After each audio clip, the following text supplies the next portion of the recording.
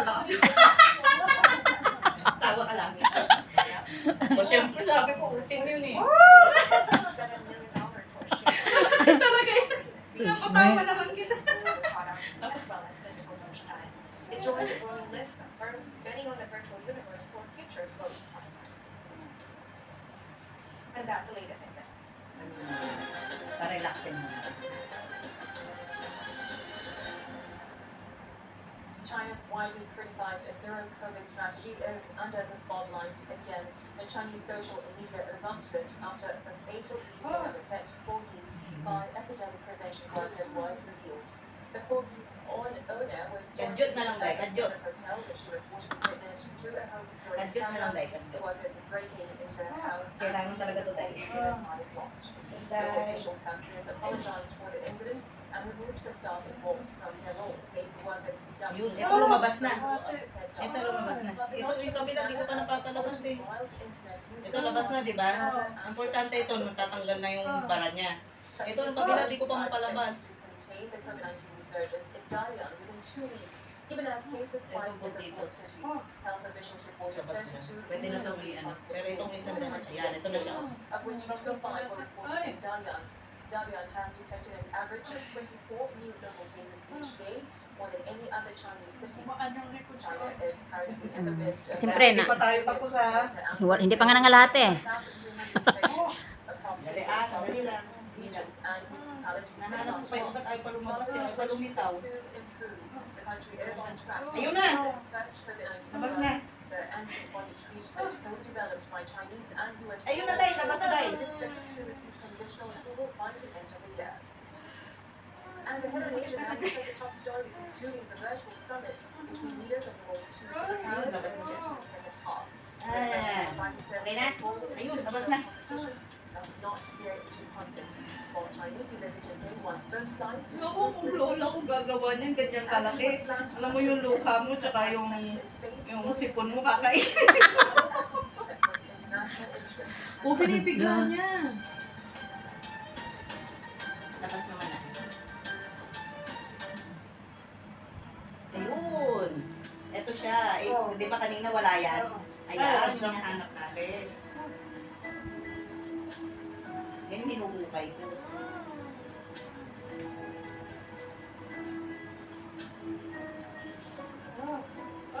Laki, no? Sinakop niya, oh. Hindi naman tayo.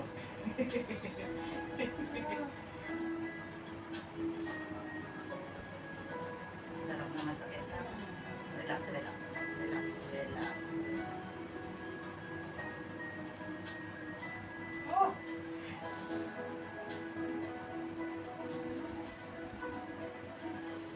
Pero ramdam mo talaga na kumaan yung likod mo. Ako, dami dito.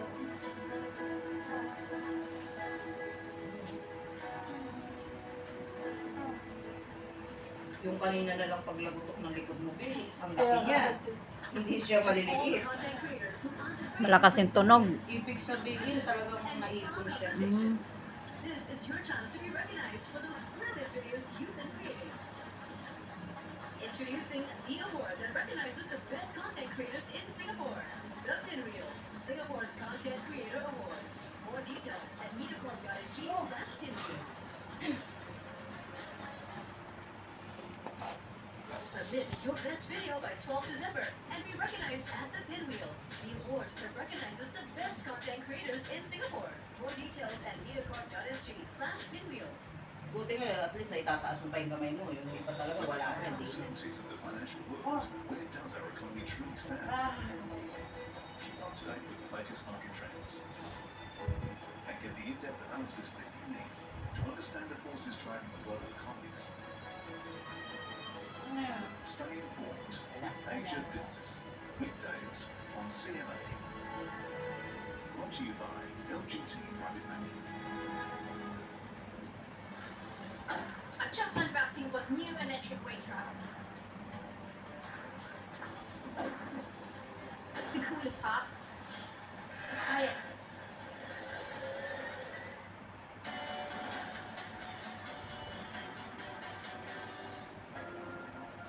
Is it possible Yun, no, naglabasan na siya.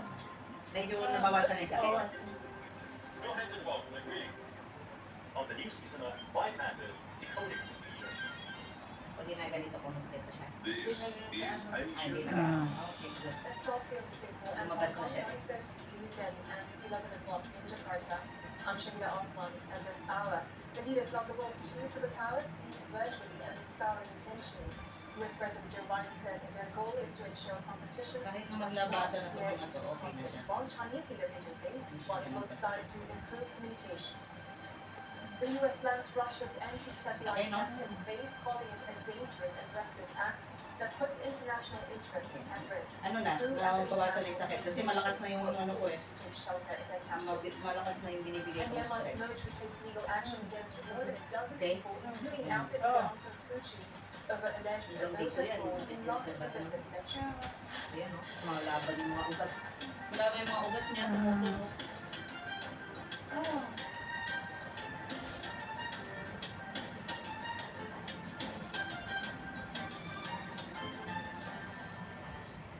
A virtual summit between the leaders of the US and China is underway. President Xi Jinping met his US counterpart Joe Biden for the first time bilaterally.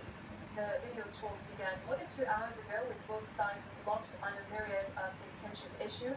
President Xi told Mr. Biden both countries could coexist peacefully and strengthen cooperation. He said a healthy and stable relationship is necessary to deal with global challenges both face, including the climate crisis and COVID-19. Kaya medyo wala na yung sakit niya. Kasi ito na napalabas ko na. Di ba kanina hindi siya lumalabas? Ayan, ito na siya. Ayan, oh. 关键阶段， Sarap.人类是一个地球村， Kala ko, aray, sarap pala. 中国的挑战。中美作为世界前2大经济体和联合国安理会的 Ilang,常任成员，应该加强沟通和合作，既办好我们各自国内的事儿，又承担起应尽的国际责任， Ito. 共同推进 Thank you, 人 Lord. 类和平与 Praise 发 God. 展的重大事业。 Hallelujah. Thank you, Jesus. For his part, Mr. Biden voiced hopes for a candid discussion with Mr. Xi. He said both sides must ensure that their tensions, especially over flashpoint issues like Taiwan, Lagay mo do na not akong baso spiral ha. into open conflict. It seems to me we need to establish some common sense guardrails to be clear and honest where we disagree and work together our interests intersect, especially on global issues like climate change. He spoke with Olivia Xiong, who told us more about the challenges facing both powers in trying to ease their fraught ties. Well, perhaps from the opening statements at this virtual summit, we can see just how difficult these talks are and are going to be as they continue. President Xi, on the one hand, saying that he is ready to work with his U.S. counterpart to build consensus and take active steps to move China-U.S. relations forward in a positive direction. But on the other hand, also emphasizing and making the point that China and the U.S. should respect each other, coexist in peace, and pursue win-win cooperation. And if we were to read between the lines of this, there is a recognition of the differences that stand between these two countries, and this cooperation and competition dilemma, very emblematic of this troubled bilateral relationship. Both sides remain far apart on a range of issues, and China does have demands that it wants to see being met. It sees these as obstacles in the bilateral relationship. For example, when it comes to trade, it's hoping to see that tariffs on Chinese goods that have been imposed during the Trump era being lifted. And then there are the issues that China considers its internal affairs. For example, when it comes to Xinjiang, the U.S. has accused China of human rights abuses and of genocide, something that China denies. Or when it comes to Hong Kong and the controversial national security law, China wants the U.S. to stay out of its domestic affairs. It's also Lalagyan ko noteworthy dito kasi that meron ka the rin dito. presidency's opening remarks, we hear Wala him na. saying that China and the U.S. need to increase communication and cooperation, but that they each need to run their domestic affairs well, while also shouldering their share of international responsibilities. So when it comes to Taiwan, we know that this is another flashpoint in the bilateral relationship and is of concern. China, on its part, says that the U.S. has to handle this issue properly. It sees the U.S. as having gone back on some of its commitments, and this is what one analyst had to say. They want U.S. to stay away from Taiwan. But I would say that the US side, they will try to say that they want to keep promise. They don't want to have worst case scenarios. I think on US and China side, they all want something, not say better relations, but in the meantime, they also want some more certain future. On the other hand, we see both sides talking about potential areas of cooperation. One of these includes climate change. If you recall, last week Lumubo we saw yung a ano. surprise announcement Nilasak na yung lamig sa loob. both sides Ah. agreed to cooperate to tackle climate change. Another area that they could potentially cooperate Yan ang masarap is pa the kapag kaganyan. post-pandemic economic recovery. Oo, kasi maano yung ano May tingnan mo yung sa YouTube, anong function ng cupping. Ah. Ang dami. Halos buong katawan mo. Mm.